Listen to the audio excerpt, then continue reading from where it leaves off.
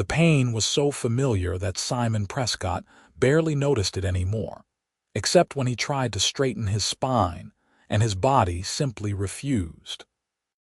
20 years of gripping plow handles had twisted his back into a permanent curve.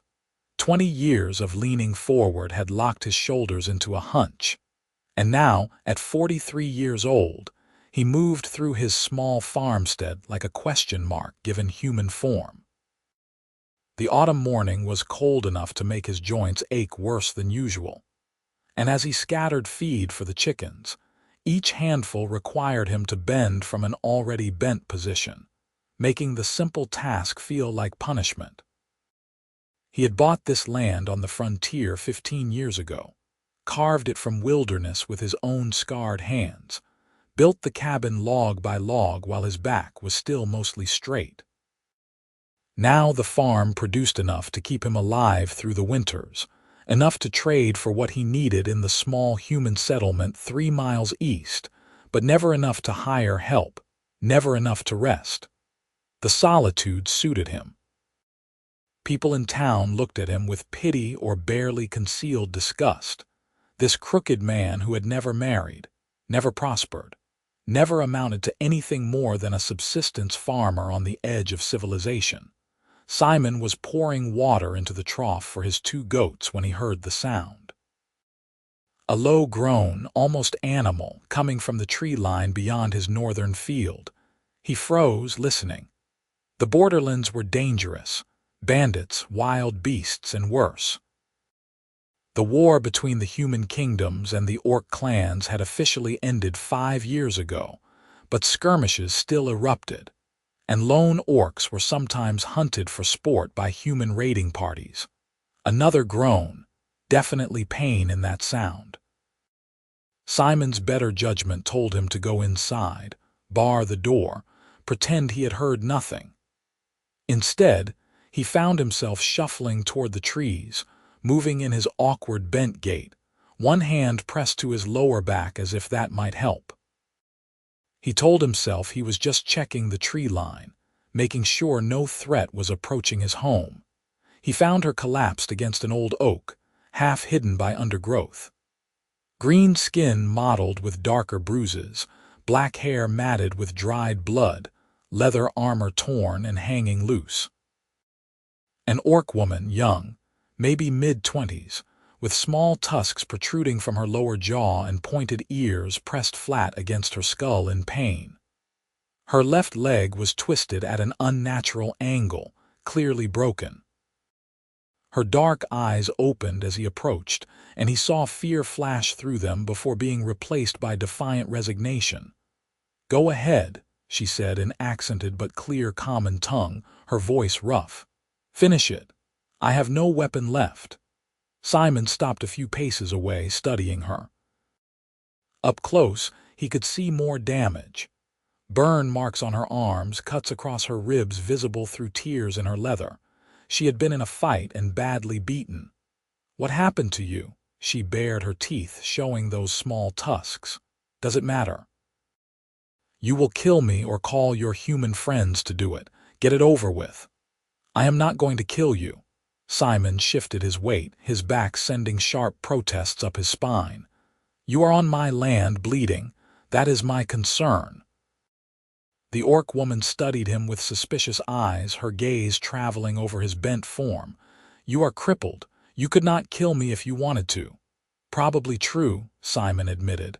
"Can you walk?" "My leg is broken."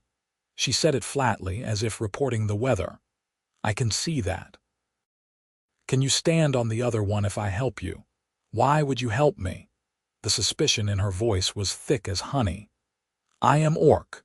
You are human. Your people and mine have been killing each other for generations." Simon felt the familiar throb in his lower back, the ache in his shoulders, the exhaustion that lived in his bones. "My people barely tolerate me," he said quietly. "And I am not in the habit of leaving injured creatures to die in my woods. You can come to my cabin, let me set that leg, rest until you can travel again. Or you can stay here and see if the wolves find you before infection does. Your choice." She stared at him for a long moment, clearly trying to determine if this was some kind of trap. Finally, she nodded once, a jerky movement. "I will accept your help, but if you betray me, I will kill you with my bare hands before I die." "Fair enough." Simon moved closer, trying to figure out how to do this. He was bent nearly at a right angle, his back locked in its permanent curve. She was taller than him even sitting down, probably would be nearly 6 feet tall standing straight, all muscle and warrior build. "This is going to be difficult." "You cannot lift me," she said, not mocking, just stating fact. "No, but you can use me as a crutch if you can stand." He positioned himself beside her good side, offered his shoulder. She smelled like blood and sweat and smoke, and something else, something earthy and warm he could not quite identify. Getting her upright was an exercise in shared agony. She gripped his shoulder hard enough to bruise, using him for leverage as she dragged herself up on her good leg. When she was finally standing, or rather balancing on one foot with her broken leg held at an awkward angle, she was nearly a head taller than his bent form. Her weight on his shoulder made his back scream in protest, but he gritted his teeth and started the slow shuffle back toward his cabin. It took them nearly half an hour to cover the distance that normally took him 5 minutes. Every step was torture for both of them. She breathed through her teeth, harsh and sharp, occasionally making small sounds of pain she could not quite suppress. Simon focused on putting one foot in front of the other, his spine feeling like it might snap under the additional weight, sweat running down his face despite the cold morning air. When they finally reached his cabin, he helped her inside and eased her down onto his bed, the only bed, a simple straw mattress on a wooden frame. She collapsed onto it with a groan, her green skin gone pale, her eyes glazed with pain. "I need to set that leg," Simon said, already moving to gather what he would need. Clean cloth, his small supply of spirits, straight pieces of wood for splints. "It is going to hurt." "It already hurts," she said through gritted teeth. "It is going to hurt worse." He came back to the bedside with his supplies, looking at the twisted leg. He had set bones before, his own fingers twice, a goat's leg once. Never anything this bad.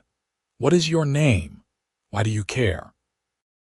"Because I am about to cause you considerable pain, and I would rather not do it to a stranger." He started cutting away the torn leather around her leg, exposing the break. Bad, but not compound. The bone had not broken through the skin. She watched him work with wary eyes. "Karga."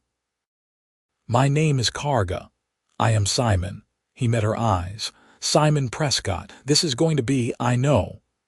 She grabbed a piece of leather from her torn armor, put it between her teeth. "Do it." Simon had to climb onto the bed to get the right angle, his bent back making it impossible to work from a standing position. He felt the break through her green skin, found the displaced bone, and pulled. The sound she made around the leather in her teeth was something he would hear in his nightmares, a roar of pure agony that she tried and failed to suppress.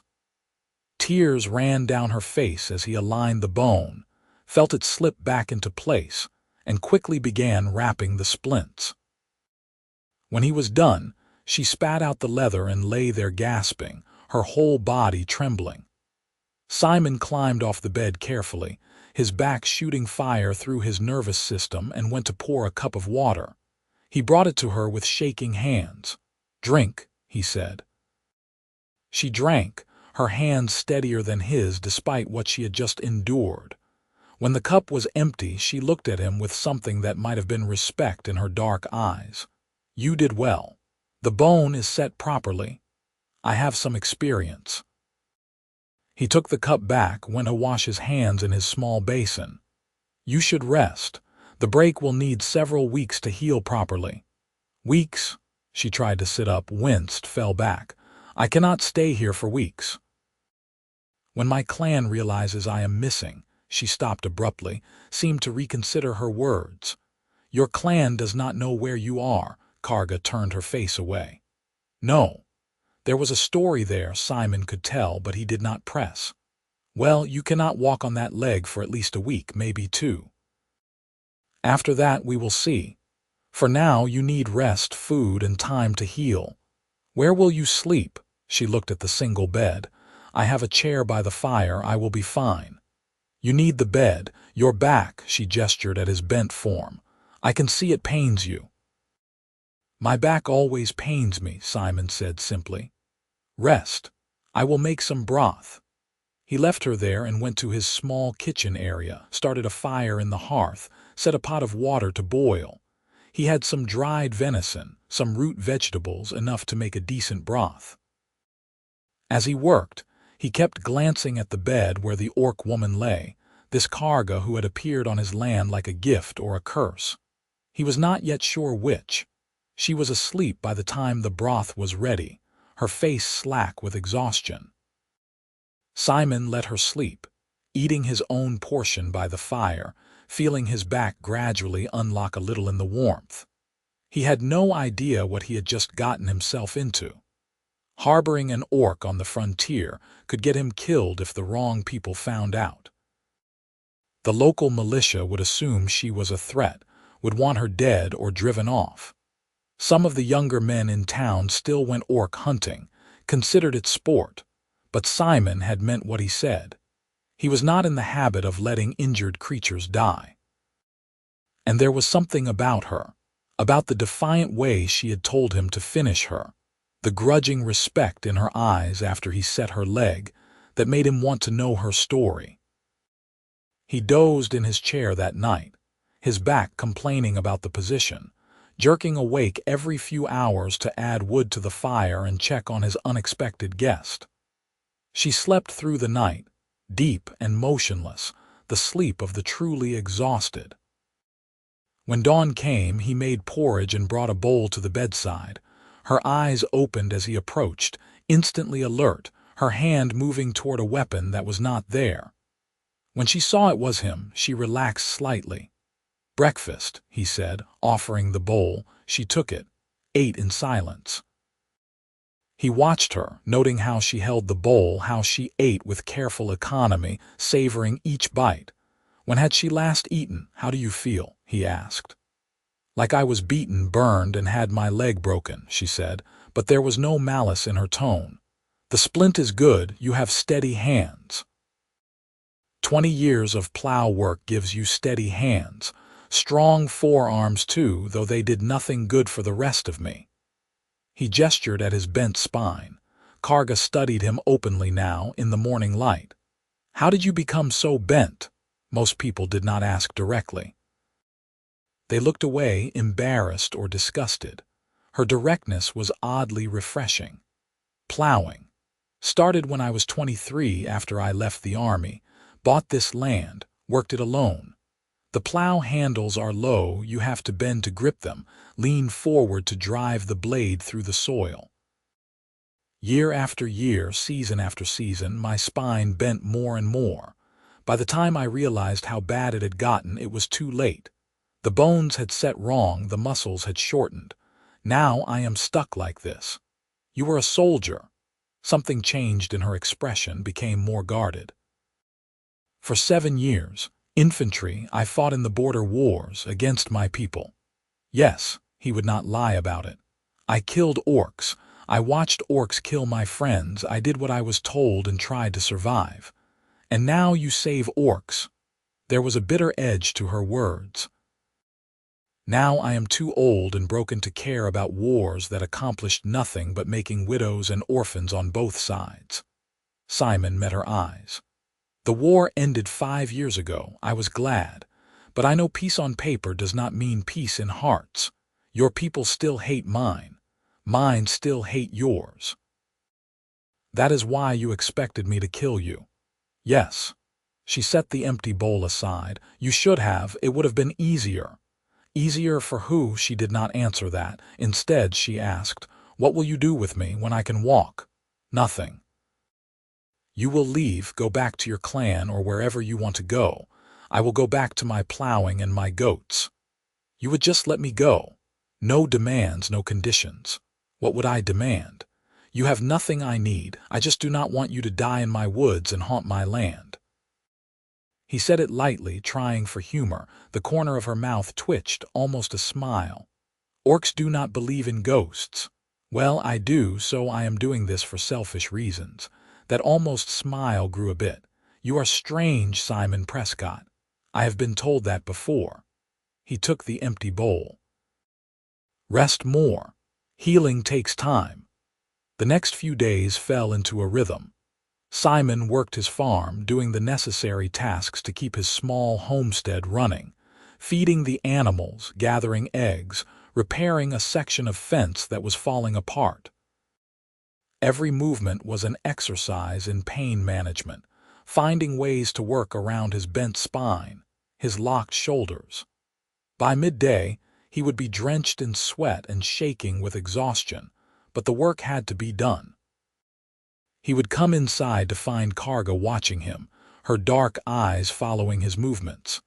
She could not do much with her broken leg, but she had started sitting up, had started talking more. She told him she had been a warrior in her clan, part of a hunting party that had been ambushed by human raiders. They burned our camp, she said on the third day, her voice flat and hard. Killed 2 of my sisters, the rest of us scattered. I ran, they chased. I fought 3 of them in the woods. Killed 1, wounded another. The 3rd broke my leg with a war hammer and left me for dead. I am sorry, Simon said and meant it. Why, you did not do it. No, but they were human. That makes them my people in a way. Do you claim responsibility for all humans? There was a challenge in her voice. No, but I can be sorry it happened. He stirred the stew he was making, the motion pulling at his back. Your clan, will they look for you? Something shuddered in her expression. No. Why not? She did not answer for a long moment. Finally, she said, I had already been cast out before the ambush. I was traveling alone, trying to reach the northern territories. The others I was with, they were outcasts too, orcs with nowhere else to go. Why were you cast out? Karga looked away. I refused an order. Our war chief wanted to raid a human settlement, kill everyone including the children. I said it was wrong, that the war was over, that we should honor the peace. He said I was weak, that I had no honor. I challenged him. I lost. He could have killed me, but instead he cast me out, said I was dead to the clan. Simon stopped stirring the stew, turned to look at her fully.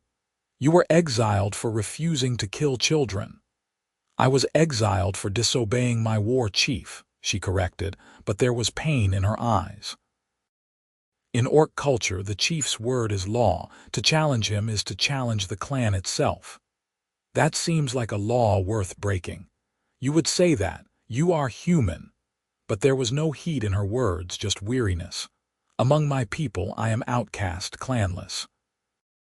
I have no home, no family, no place. I am nothing. Simon understood that feeling better than she knew. Among my people, I am a bent cripple who farms bad land alone. We are both outcasts, just from different worlds. She looked at him then, really looked, and something passed between them. Recognition, maybe. Kinship. 2 people who did not fit anywhere, bound together by accident and necessity. That night, Simon woke to the sound of crying. Soft, muffled, the sound of someone trying desperately not to be heard. He got up from his chair, his back protesting every movement, and went to the bedside. Karga lay curled on her good side, her shoulders shaking, her face buried in his pillow. Karga, he said softly. She stiffened, went silent. Go away. Are you in pain? Does your leg hurt? My leg is fine. Her voice was thick, rough. Leave me alone. Simon hesitated, then slowly, carefully sat on the edge of the bed. The movement made his spine scream, but he ignored it. Talk to me. Why? What do you care about an orc's troubles? Because you are in my home, sleeping in my bed, and you are crying. That is reason enough. She was quiet for a long time. Finally, she rolled onto her back, stared up at the ceiling. Her face was wet with tears, her eyes red. I miss them, my sisters, the ones who died, Graka and Shuna. We grew up together, trained together, fought together. And now they are dead because humans wanted sport, wanted to hunt orcs like animals. And I am alive, but I am alone, and I do not know if being alive is better. Simon felt something crack open in his chest. He knew that feeling, that terrible loneliness, that wondering if survival was worth the cost. After I left the army, he said slowly, I had nightmares every night. I would see the faces of the men I killed, the friends I lost. I would wake up screaming. It got so bad I could not stay in the veterans' barracks anymore. That is why I came here to the frontier. I thought maybe if I worked hard enough, if I was alone enough, I could outrun the memories. Did it work? She turned her head to look at him. No, but over time they got quieter. The nightmares became less frequent. The grief became something I could carry instead of something that crushed me. He reached out, hesitated, then gently touched her shoulder. You will carry this pain for a long time, but it will get lighter. And your sisters, they would want you to live, to honor their memory by surviving. How do you know what they would want? You never met them. Because you loved them, and people we love want us to live, even when they cannot. His hand stayed on her shoulder, a simple point of contact. You are not nothing, Karga. You are a warrior who stood up for what was right even when it cost you everything. That is not nothing. She stared at him, her dark eyes glistening with fresh tears. Then, suddenly, she reached up and grabbed his hand, held it tight. Her grip was strong, desperate. Why are you kind to me? I do not understand. I do not understand it either, Simon admitted. But you are here, and I am here, and we are both alone. Maybe that is reason enough. They stayed like that for a long time, her hand gripping his, both of them silent in the darkness. Eventually, her breathing evened out, her grip loosened as she fell back asleep. Simon carefully extracted his hand, stood up with a series of pops and cracks from his protesting spine, and went back to his chair by the fire. But something had changed between them. He could feel it. The days turned into a week, then 2. Karga's leg was healing well, the swelling going down, the bone knitting together. She could put some weight on it now, could hobble around the cabin using a crutch Simon had made for her.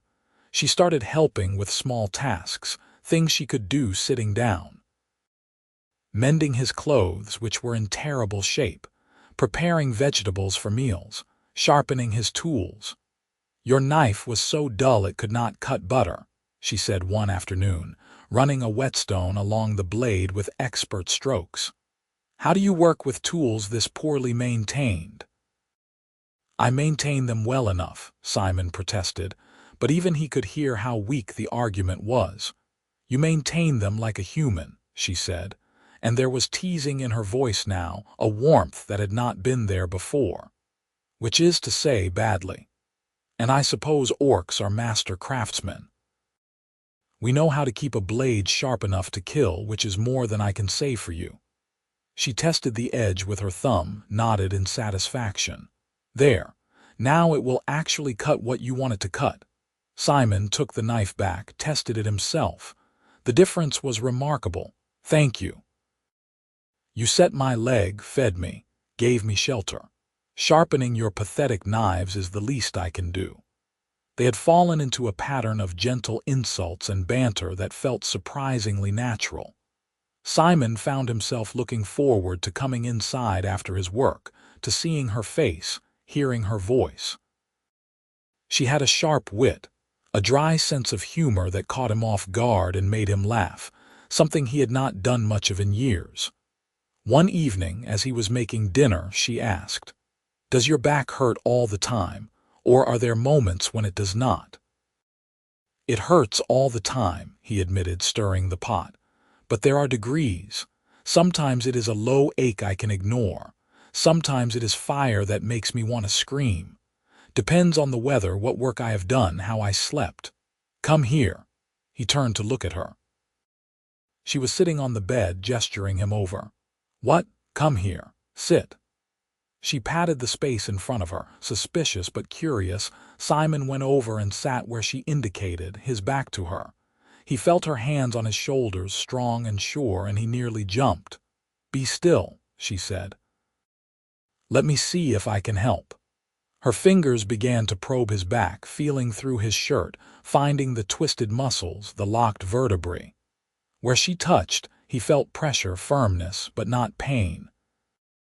She seemed to know exactly where everything was wrong, seemed to have a map of his broken body in her mind. "Your spine curves here," she said, her fingers tracing a spot between his shoulder blades. "And the muscles on either side have shortened to match. They pull your ribs down and forward." "Does this hurt?" She pressed a specific point. "Yes," he gasped. "Good. Pain means I found the right place." Her thumbs dug in hard and he nearly yelped. But she held the pressure steady, and slowly, impossibly, he felt something release. A knot he had been carrying for years suddenly loosened. "How are you doing that?" he breathed. "My mother was a bone setter and healer," Karga said, her hands moving to another spot. "She taught me the body, how it works, where it hurts, how to help. I was supposed to follow her path, but I chose the warrior's way instead." She was disappointed. There was old pain in those words. "Is she still alive?" "I do not know. She was alive when I was cast out. Whether she still lives, whether she thinks of me, I cannot say." Her hands kept working, finding knots and tension points Simon had not even known were there, releasing them one by one. "Your body has adapted to the curve. The muscles and bones have changed shape to support you. I cannot straighten your spine, but I can ease some of the pain." She worked on him for nearly an hour, her strong hands relentless and sure. By the time she was done, Simon felt like he had been taken apart and put back together. The pain was still there, would always be there, but it had dulled from a scream to a whisper. He could breathe deeper, move his shoulders more freely. "That was incredible," he said, turning to look at her. "Thank you." Karga was breathing hard from the effort, a light sheen of sweat on her green skin. "You should have this done regularly, once a week maybe. It will not fix you, but it will help." "Will you do it again?" he asked, and then realized how that sounded. "I mean, while you are here." "Before you leave." Something flickered across her face. "Yes, I will do it again." The days continued to pass. Karga grew stronger, her leg healing faster than Simon had expected. She could walk with only a slight limp now, could help him with more tasks. She fed the chickens in the morning while he milked the goats. She helped him repair the fence, holding posts steady while he hammered. She was good company, easy to work with, and Simon found his solitary existence becoming something else, something shared. They talked as they worked, sharing stories. She told him about growing up in the orc clans, about the harsh training warriors underwent, about the beauty of the mountain territories where her people lived. He told her about his years in the army, about learning to farm, about the small pleasures of watching crops grow from seeds he had planted. "You ever wish you had chosen differently?" she asked one afternoon as they worked together in the garden, pulling weeds.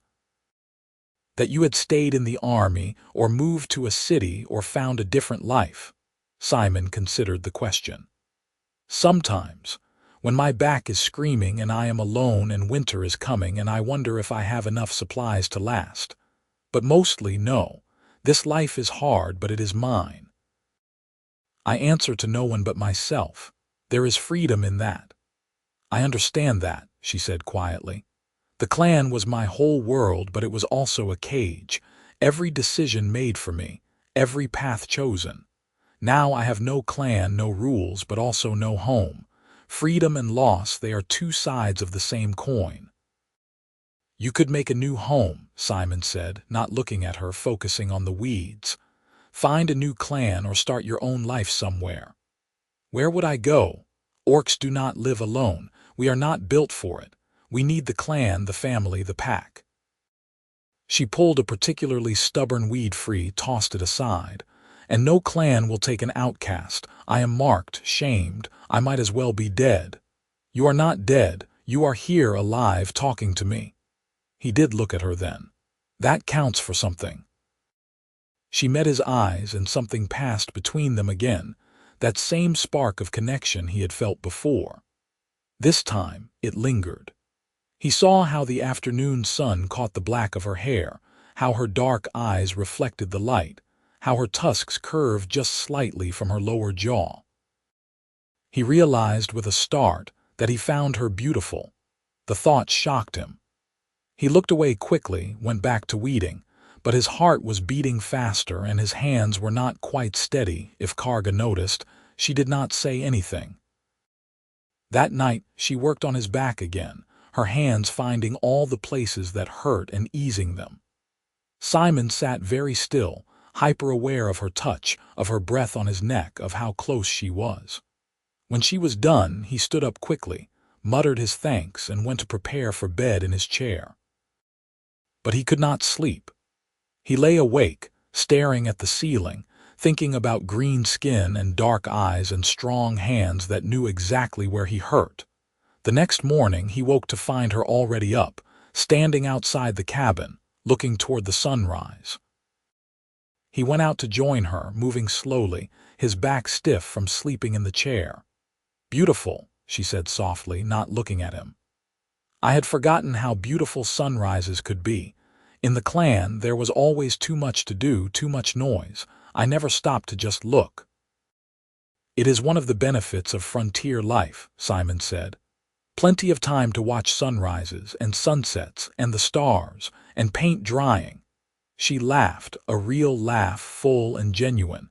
The sound made something warm bloom in his chest. "Your farm," she said after a moment. "You need help with the harvest soon, yes. The wheat in the east field is nearly ready." "Yes, in a week or two." He had been dreading it. Harvesting alone with his bent back was an ordeal that would take him weeks and leave him barely able to move. "I will help you," she said simply. "Your leg is nearly healed. I can swing a scythe. I am stronger than you, no offense. None taken, since it is true." He looked at her. "You do not have to do this. You have already helped so much." "I want to," she said, and there was something fierce in her voice. "I want to be useful. I want to work to build something, even if it is just helping you bring in your wheat. Let me do this, Simon." The way she said his name, low and earnest, made his chest tighten. "All right, thank you." They stood together, watching the sun climb higher, and Simon thought that this moment, this simple shared silence, was something he would remember for the rest of his life. The harvest came, and Karga was true to her word. She worked alongside him from dawn to dusk, cutting wheat with a scythe, binding it into sheaves, stacking them to dry. Her strength was impressive, her endurance seemingly endless. What would have taken Simon a month alone, they finished in 2 weeks together. By the end of the first week, they had fallen into perfect synchronization. She would cut, he would bind, they would stack together. They worked in comfortable silence most of the time, but occasionally one of them would start a conversation, and they would talk as they worked, about everything and nothing. "What is your favorite food?" she asked one day. "Bread," he said without hesitation. "Fresh bread with butter and honey." "You?" "Roasted boar, cooked over an open fire until the skin is crispy and the meat falls off the bone." She sighed. "I have not had it in over a year." "Maybe we can hunt one this winter," Simon said, then realized what he had implied, that she would still be here this winter. That they would be together. Karga did not comment on it, but he saw a small smile on her face. One evening, after a long day of work, they sat together outside the cabin, watching the stars emerge. Simon's back was aching despite Karga's regular treatments, and her leg was bothering her after so much work. They were both exhausted, both satisfied with what they had accomplished. "Thank you," Simon said quietly, "for your help. I could not have done this without you." "Yes, you could have," she said. It would have just taken longer and hurt more, true. He shifted, trying to find a more comfortable position. But it was better with you here, not just easier better. She turned to look at him, her dark eyes unreadable in the starlight. Better how? He struggled to find the words. Less lonely, more like a life than just surviving. I did not realize how much I had missed having someone to talk to work with, to just be around. He took a breath. I am going to miss you when you leave. There was a long silence. Then Karga said, very quietly, What if I do not want to leave? Simon's heart stopped. What? What if I wanted to stay here? With you? She was looking away now, staring up at the stars. I have nowhere to go, no clan, no home, but here with you I feel useful. I feel like I belong. Like I have a purpose. She turned back to him. Would you let me stay? Simon could barely breathe. You would want to stay. Here on this small farm with a bent cripple who can barely plow his own fields. I would want to stay here with you, she corrected. The farm is just a place. You are the reason I want to stay. He stared at her, searching her face for any sign of doubt or hesitation. He found none. Karga, if you stay, people will talk. The humans in town, they will not understand. They might even be dangerous. Let them talk. Let them try. I am not afraid of humans. And your people. If they find out you are living with a human, I already have no people. I am already outcast. What more can they do to me? She reached out, took his hand. Her palm was warm and calloused, her grip strong. I am not asking for forever. I am not asking you to marry me or make promises. I am just asking if I can stay for now and work your farm with you and see what happens. Simon looked down at their joined hands, green skin and pale skin intertwined. This was insane. This was dangerous. This went against everything his people and her people believed about each other. But when he looked up at her face, at her hopeful, nervous expression, he knew what his answer would be. Stay, he said. Please stay. The smile that lit her face was like the sun coming up. She squeezed his hand tight, and he squeezed back, and they sat there under the stars, holding hands like teenagers, two outcasts who had found something neither of them had been looking for. The weeks that followed were the happiest Simon could remember in years. Karga stayed, and together they fell into a life that felt natural and right. She was up before dawn, working with an energy that amazed him. She repaired the goat shed that had been falling apart for years. She reinforced the chicken coop against foxes. She helped him plow the south field, taking turns with him on the plow, her strength making the work go twice as fast. And every few days, she would work on his back, her hands finding the places that hurt and easing them. Those sessions became Simon's favorite times, sitting still while her strong fingers worked magic on his twisted spine, feeling cared for in a way he had never experienced before. They grew comfortable with each other in small ways. Karga started making tea in the mornings the way she liked it, strong and bitter with herbs she found in the woods. Simon started cooking extra portions, knowing her appetite was larger than his. They developed routines, rhythms, a domestic partnership that felt as natural as breathing. But there was tension too, growing beneath the surface. Simon was increasingly aware of her in ways that had nothing to do with farming or friendship. The way she moved, graceful despite her size, the sound of her laugh, the rare, brilliant smile she gave when something pleased her. He found himself watching her when she was not looking, memorizing the curve of her jaw, the set of her shoulders, the way her ears twitched when she was thinking. He thought she might be watching him too. He would catch her eyes on him sometimes, her expression soft and wondering. When they worked together, their hands would brush, and neither would pull away immediately. The air between them felt charged, electric, like a storm building on the horizon, but neither of them spoke of it. The unspoken understanding was that they were friends, companions, nothing more. To make it anything else would complicate what they had, would risk ruining the peace they had found together. That fragile equilibrium shattered on a cold afternoon in late autumn. Simon was in town, trading eggs and wheat for supplies he could not produce himself. He hated going to town, hated the stares and whispers that followed his bent form, but it was necessary. He was loading his purchases onto his cart when he heard voices behind him. "That is him, old Simon the Crooked, lives out on the frontier, all alone like a hermit." "Not alone anymore," I heard. "My boy saw smoke from his place more than usual. Thinks someone is staying with him." Simon froze, listening. Who would stay with that bent wreck? Probably just burning more firewood. Winter is coming. Maybe he finally found a woman desperate enough to take him. Laughter, cruel and mocking. Simon gritted his teeth, kept loading his cart. He was used to this, had learned long ago to ignore it. "Hey, Simon." One of the men called out to him directly. "You got a woman out there. Some desperate widow finally take pity on you." Simon turned to face them.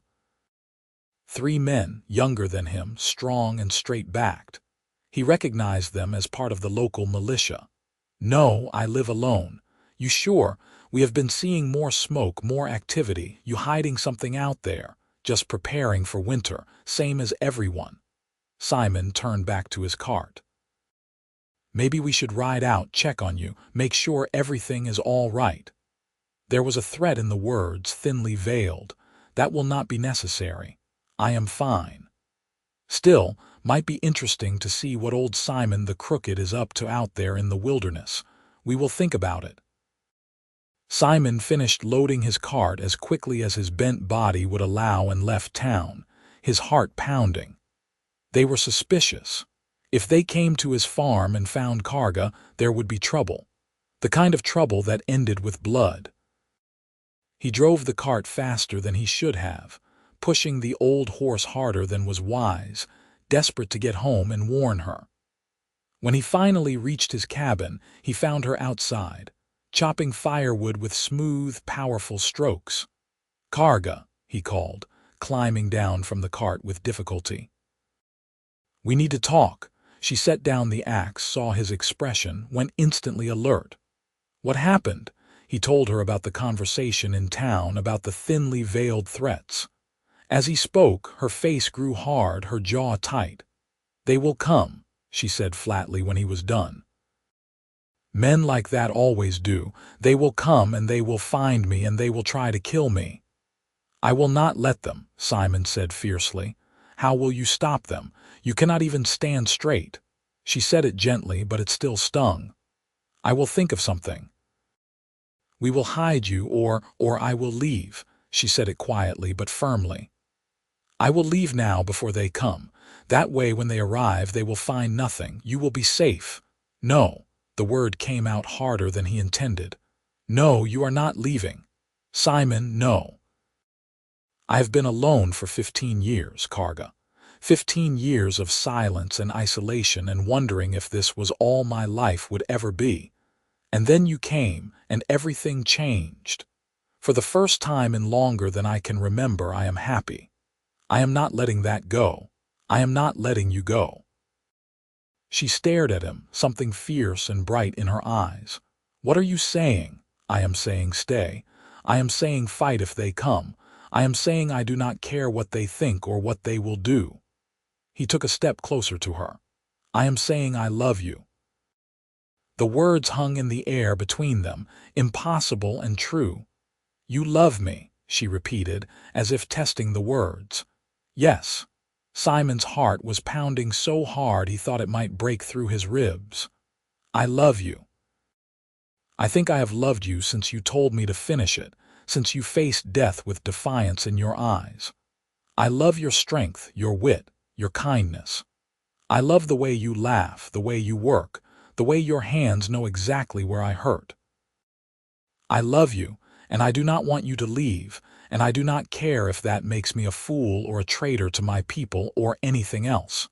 I just know that my life is better with you in it, and I want you to stay." Karga took a step toward him, then another, closing the distance between them. She was so much taller than his bent form that she had to look down at him, but somehow that did not matter. Her dark eyes were wet, shining.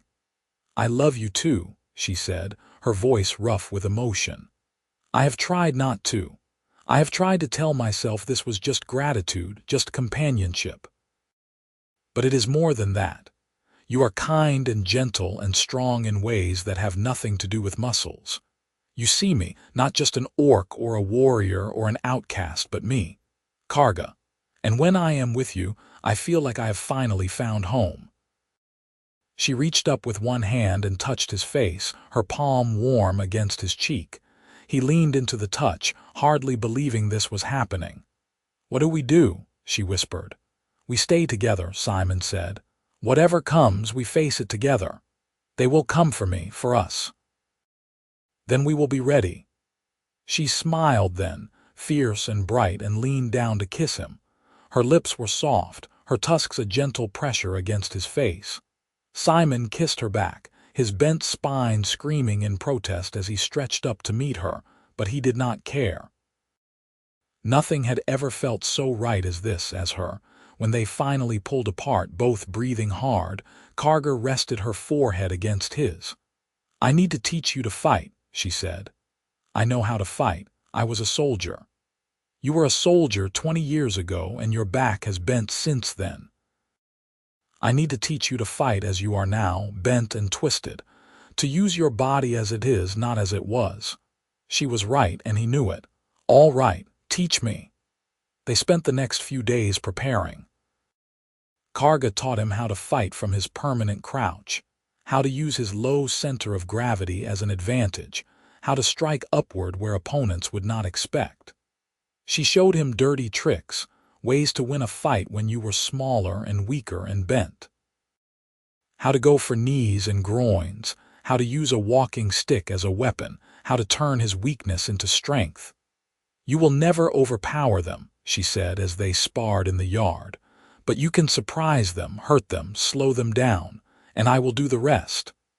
I do not want you fighting alone." "I will not be alone, you will be with me." She disarmed him easily, the wooden practice sword flying from his hand. Again. He picked up the sword, came at her again. This time he remembered to stay low, to strike fast and dirty. He almost got past her guard. "Better," she said with approval. They also prepared the farm itself, turning it into a defensible position. Karga reinforced the cabin door, added a bar on the inside. She fashioned weapons from farm tools, a scythe blade attached to a long pole, a hammer weighted and balanced for fighting. She scouted the surrounding woods, finding good positions for ambush or retreat.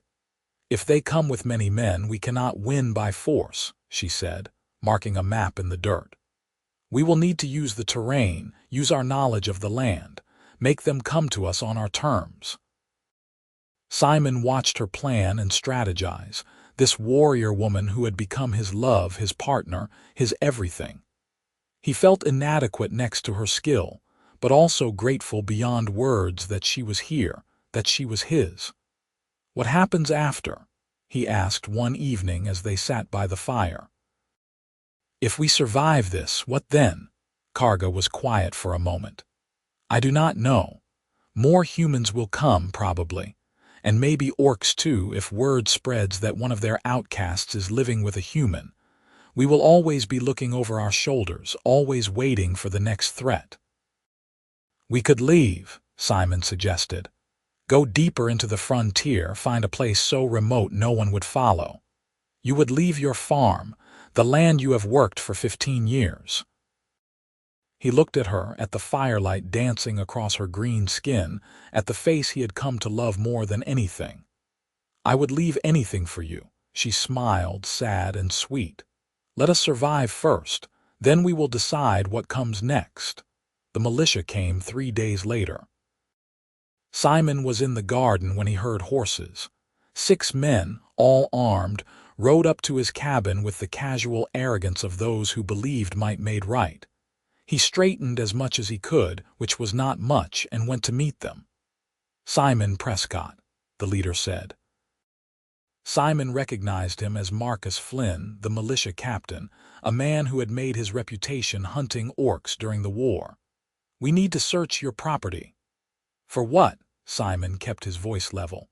"Reports of orc activity in the area. We are checking all the farms. I have seen no orcs." "You will not mind if we look around then." It was not a question. "I do mind, actually. This is my land. You have no right." Marcus's expression hardened. "We have every right. There is a treaty, old man, but that does not mean we trust those green-skinned savages." "If you are hiding one, you are a traitor. I am hiding nothing." "Then prove it. Let us search." Simon's mind raced. Karga was inside the cabin, waiting. They had planned for this, but plans and reality were different things. "No, get off my land," Marcus sighed as if disappointed. "Boys, search the property. Start with the cabin." "No." Simon moved to block the path, knowing it was futile. Marcus's horse stepped forward and Simon had to stumble back or be trampled. That was when Karga stepped out of the cabin. She was magnificent and terrifying, standing in the doorway with the scythe pole in her hands, her green skin bright in the afternoon sun, her dark eyes hard as flint. "You are not welcome here," she said, her voice carrying across the yard. The militiamen reacted instantly, weapons coming up, horses dancing nervously. "An orc," one of them shouted unnecessarily. "Stand down," Marcus barked at his men, then turned to Karga. "You are trespassing on human lands, orc. Surrender and we will make this quick." "This is not your land, human.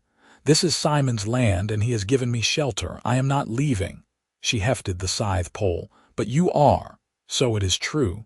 Simon the Crooked is harboring an orc." Marcus looked at Simon with disgust. "You are a traitor to your people." "She is not an enemy," Simon said desperately. "She is a refugee, an outcast from her clan. She helped me with my harvest, that is all." "That is all," Marcus laughed, ugly and knowing. "Look at you defending her. You have gone soft, old man. Maybe you have gone worse than soft." Karga's knuckles whitened on her weapon. "Choose your next words carefully, human, or what? You will kill us all. There are 6 of us, orc, one of you." Marcus looked at his men. "Spread out. Take her alive if you can, but if she resists, cut her down." The militia began to move, and Simon knew they were out of time. He had palmed a knife from his belt, one of the ones Karga had sharpened to a razor edge. As the nearest militiaman rode past him, Simon struck, fast and low, cutting through the saddle strap. The man yelped as the saddle slipped sideways, dumping him to the ground. Simon followed up with a kick to the man's head, using his bent posture to generate surprising force. The militiaman went still. Then everything erupted into chaos. Karga moved like lightning, the scythe poles sweeping in a wide arc that forced 2 riders back. One was not fast enough. The blade caught his shoulder and he screamed, blood spraying. Karga reversed her grip, using the pole end to crack another rider across the face, breaking his nose. Simon was fighting the dismounted man who had gotten back up, using every dirty trick Karga had taught him. He stayed low, went for knees and groins, used his walking stick to trip and strike. It was ugly, graceless fighting, but it was effective. The man went down again, and Simon hit him with the stick until he stopped moving. Karga was holding off the remaining riders, her scythe pole a blur of motion. But she was surrounded, and one of them got behind her, swinging a sword at her back. Simon saw it happening, opened his mouth to scream a warning. He did not need to. Karga dropped flat, impossibly fast, and the sword whistled over her head. She swept the legs out from under the rider's horse, sending both mount and man crashing to the ground. Then she was back on her feet, the scythe pole stabbing down. The man screamed once and went silent. Marcus Flynn had seen enough. "Retreat," he bellowed, wheeling his horse around. "Fall back." The remaining militia men fled, some wounded, one being dragged across his horse's saddle, unconscious or dead. They rode hard, disappearing into the trees. Silence fell over the farm, broken only by heavy breathing and the groans of the wounded. Simon looked around at the carnage. 3 militia men down, one definitely dead. Blood on the ground, on his hands, on Karga's weapon. "Are you hurt?" Karga asked, coming to him. "No, you." "No." She looked at the bodies, her expression grim. "They will come back with more men. We cannot stay here." Simon knew she was right. Marcus Flynn would report back, would return with the full militia, maybe even soldiers from the garrison. They would not stop until Karga was dead or driven off. "We leave tonight," he said. "Pack what we can carry, take the horse and cart, head north into the deep wilderness." "You are sure?" She searched his face. "You will be leaving everything. Your land, your home." "My home is with you," Simon said simply. "The rest is just a place." They worked through the afternoon and into the evening, packing supplies, loading the cart with everything they could carry. Food, tools, blankets, weapons. Simon took one last walk around his farm, the land he had worked for 15 years, saying goodbye to the life he had built alone. It was easier to let go than he had expected. That life had been survival, nothing more. This, what he had with Karga, this was actually living. As the sun set, they hitched the horse to the cart and left. Simon sat on the driver's bench, his bent spine complaining about the posture, while Karga walked alongside, her scythe pole ready. They moved north, toward the deep frontier, toward lands so remote that even the militia would not follow. They traveled for 3 days, staying off roads, moving through forests and across streams. Simon's back was agony, the constant jostling of the cart making everything worse. But Karga was there, always there, helping him down each evening, working on his twisted spine with her magic hands, easing the pain enough that he could sleep. On the 4th day they found it.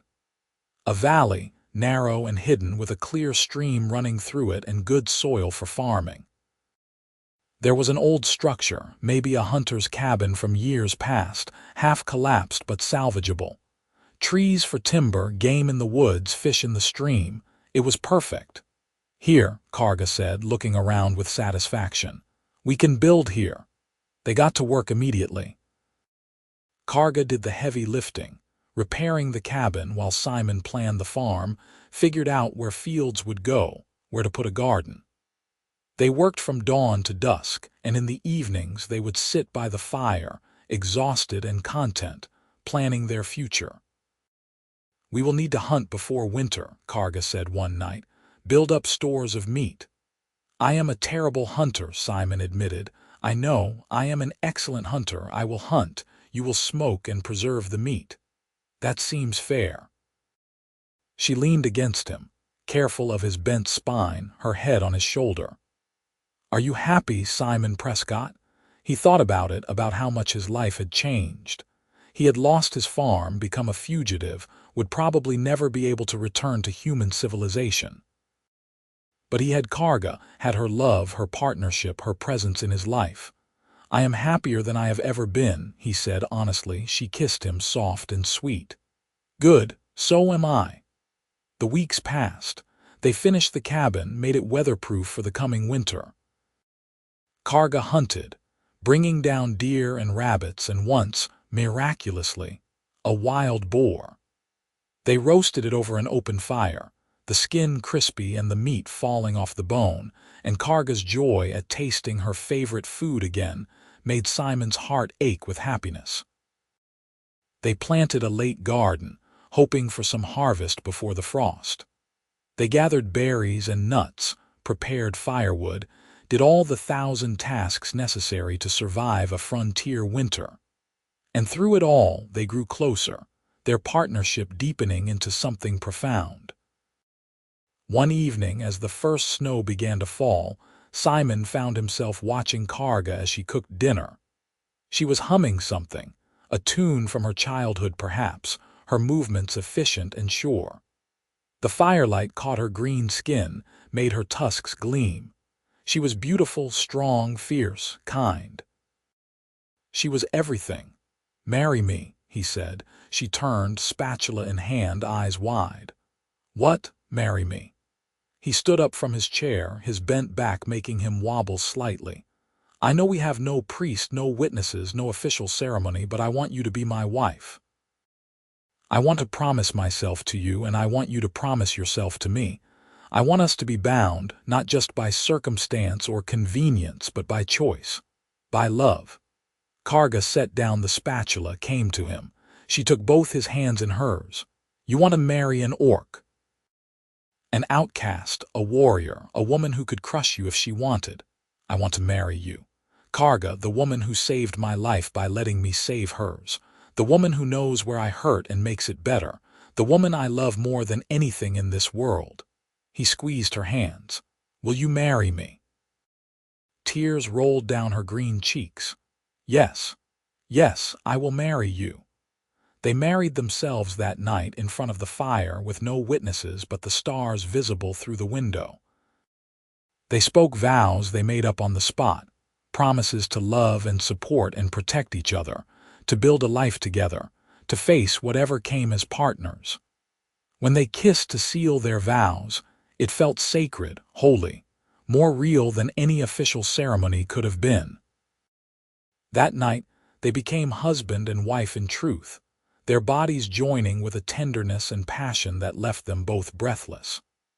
Karga was careful of his bent spine, taking the dominant position, and Simon marveled at her strength, her beauty, the sheer miracle of her. Afterward, they lay together in their bed in their cabin in their hidden valley. Karga's hand rested on Simon's crooked back, her fingers tracing the twisted spine. "Does it hurt?" she asked softly. "Always," he admitted, "but less when you are touching me." "Then I will touch you always," she promised. Winter came, cold and harsh, but they were ready. They had food, firewood, each other. Simon's back ached worse in the cold, but Karga worked on it every day, her hands finding the knots and releasing them, giving him what relief she could.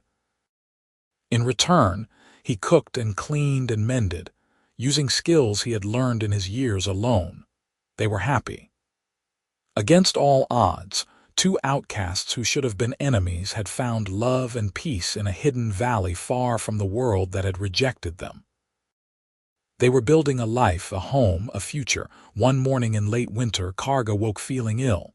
She tried to hide it, but Simon noticed. He noticed everything about her. "You are sick," he said, worried. "What is wrong? I do not know. My stomach feels strange." She sat up, looked down at herself. "And my body feels different, heavier." Understanding dawned on Simon slowly, then all at once. "Karga, could you be pregnant?" She froze, her hand going to her stomach. I do not know. Is that possible? Between human and orc? I have no idea. I have never heard of it happening." But even as he said it, he felt a thrill of hope and terror. A child. Their child. Over the next weeks it became clear. Karga's belly began to swell. She grew more tired, needed more food. Her body was changing, preparing to create new life. "I am scared," she admitted one night, her hand on her growing stomach. "I do not know if this is safe. What if the child hurts me? What if it does not survive? What if—" "We will face it together," Simon said, covering her hand with his. "Whatever happens, we face it together." The pregnancy progressed. Karga remained strong, her warrior's constitution serving her well, but she was also vulnerable in a way she had never been before. Simon was terrified, knowing that if something went wrong, there was no healer, no help, just him and his limited knowledge. But Karga had been trained by her mother, the bone setter. She knew herbs, knew what to eat and avoid, knew how to listen to her body. She guided Simon, and together they prepared for the birth. Spring came, and with it, labor. It lasted a full day and night. Karga in agony but refusing to scream, refusing to show weakness even when there was no one but Simon to see. He held her hand, wiped her face, whispered encouragement, feeling more helpless than he ever had in his life. Finally, as dawn broke, their child entered the world. A son, small and squalling, with skin that was a pale green, lighter than Karga's, darker than Simon's.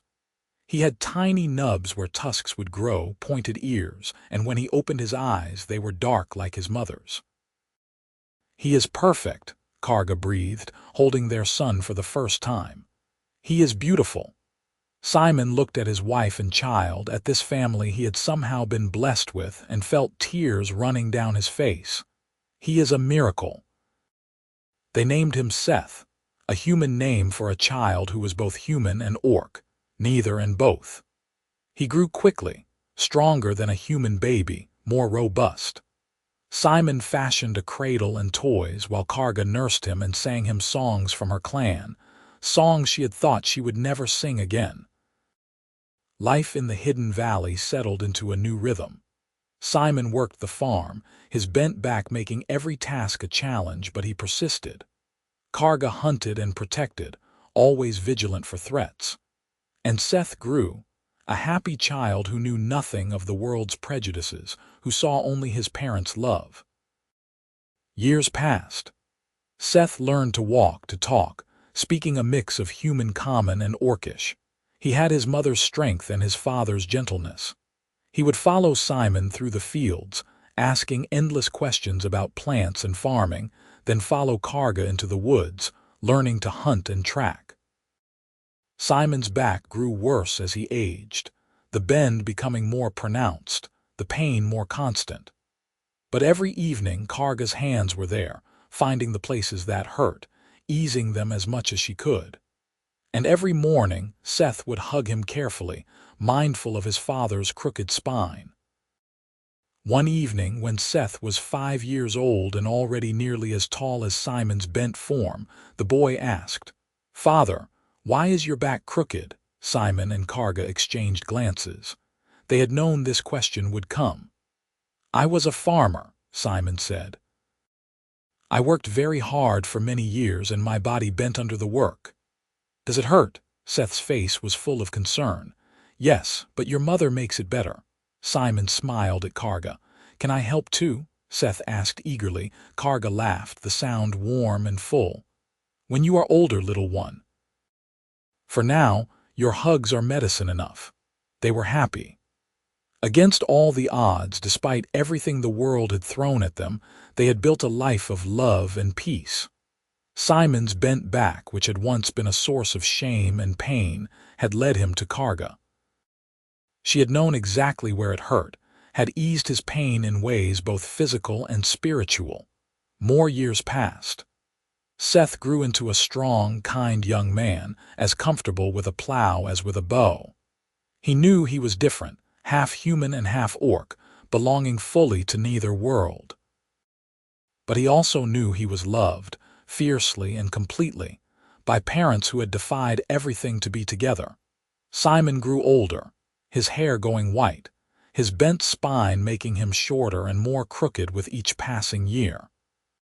But Karga was always there, her hands knowing exactly where he hurt, her love never wavering. She had a few streaks of gray in her black hair now, lines around her eyes from years of smiling. One evening, sitting outside their cabin watching the sunset, Seth off hunting in the woods, Simon turned to Karga. "Do you ever regret it?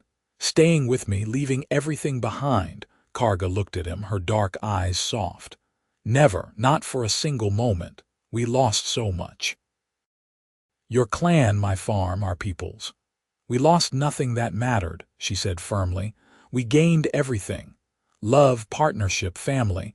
A life we chose instead of a life that was chosen for us." She took his hand, brought it to her lips, kissed his scarred knuckles. "My mother taught me to find where people hurt and heal them.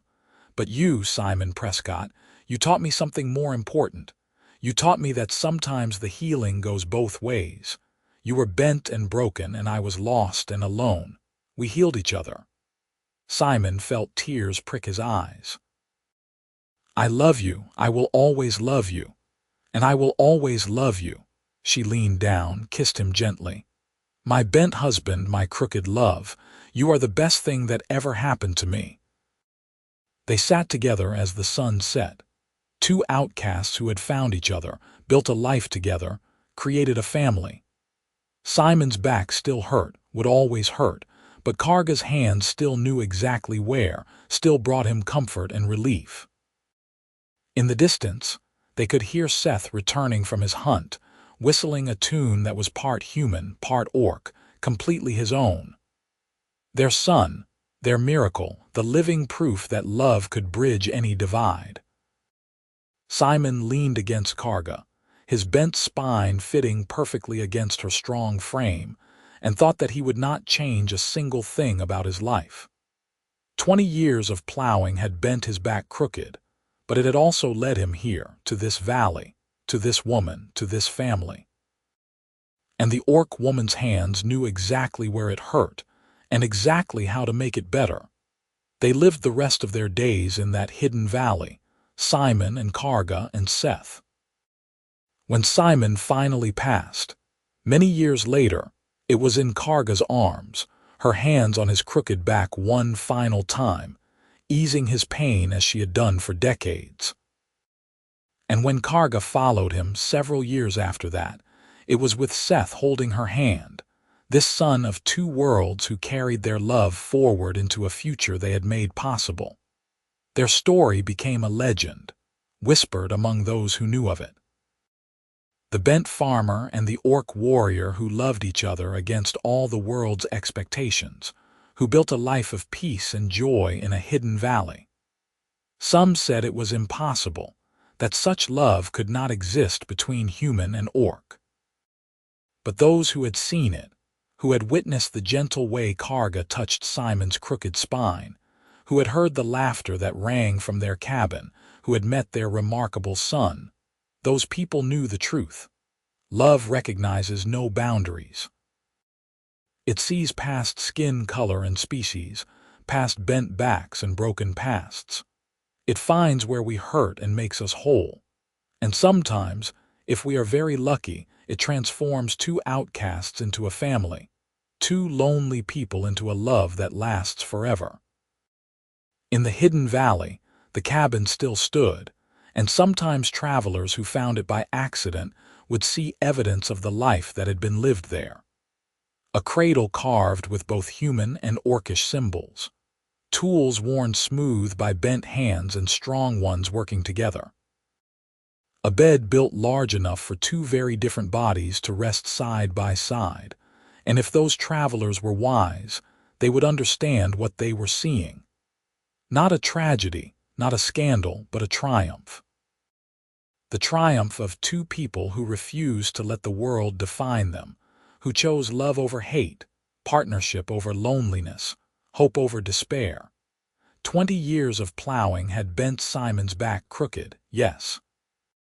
But Karga's hands had known exactly where it hurt, and in healing him, she had been healed herself. Together, they had proven that the greatest miracles are not the ones that change our bodies, but the ones that change our hearts. And that miracle, that love, that life they built together in a hidden valley far from the world that rejected them, was the happiest ending two outcasts could ever have hoped for. Their story was complete, their love eternal, their legacy living on in Seth and the generations that followed. It was a tale of pain transformed into joy, of loneliness into belonging, of two broken people who found each other and became whole. And in the end, that was all that mattered. Not the crooked spine or the green skin or the world's prejudices. Just two people who loved each other, completely and truly, until the very end and beyond.